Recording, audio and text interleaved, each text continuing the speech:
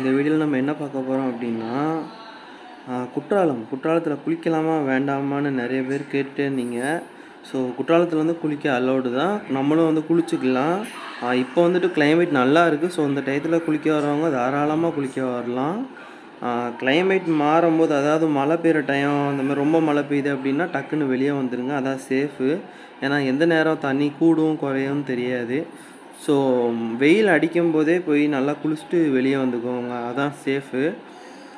Aintharuvi 5 falls, main ஃபால்ஸோட 5 ஃபால்ஸை கொஞ்சம் try பண்ணுங்கள். ஏன்னா அங்கே தண்ணி அதிகமாக வந்தாலும் பிரச்சனை கிடையாது.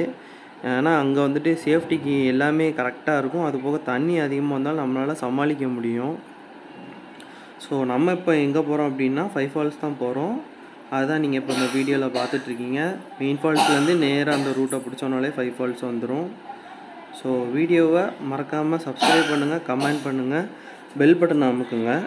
வீடியோ ஃபுல்லாக பாருங்கள், அப்போனா தான் இந்த இடம் எங்கே இருக்குன்னு உங்களுக்கு நல்லா தெரியும்.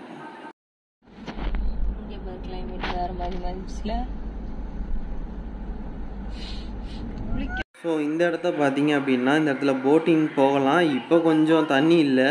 ஸோ நிறைய தண்ணி இருக்கும்போது போட்டிங் போனால் இங்கே செமையாக இருக்கும். ட்ரை பண்ணி பாருங்கள்.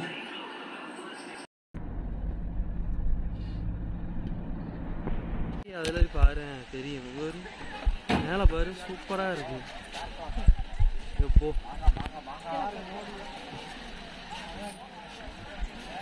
இந்த வாட்டி செம கூட்டம்.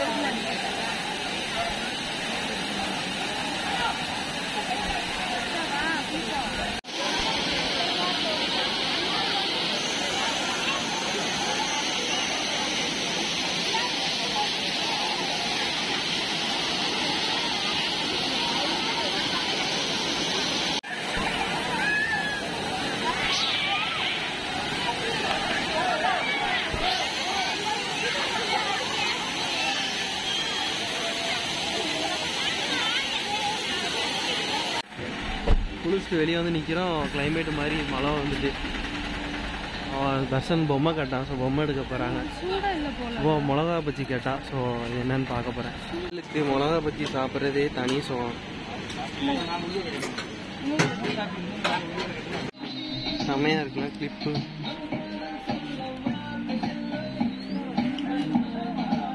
என்ன பர்ச்சேஸ் பண்ணியிருக்கேன்? கம்மல், வளையல், இதோ கம்மல், இதோ கம்மல். அண்ணி வந்து செலக்ட் பண்ணிட்டு இருக்காங்க.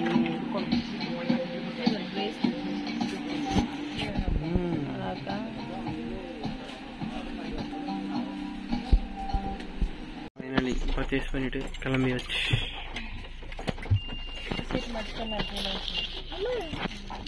நம்ம வீட்டிலேயே செஞ்சு கொண்டு வந்தாச்சு எல்லாமே.